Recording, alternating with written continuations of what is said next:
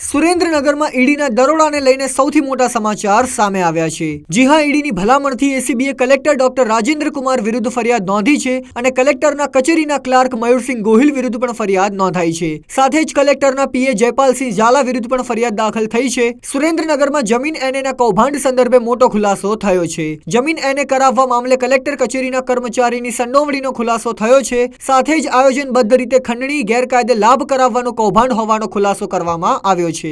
નાયબ મામલતદાર ચંદ્રસિંહ મોરી પાસે જમીન એને કરવાની સત્તા હતી। જમીન એને કરવાની સત્તાનો દુરુપયોગ થયાનો ખુલાસો થયો છે।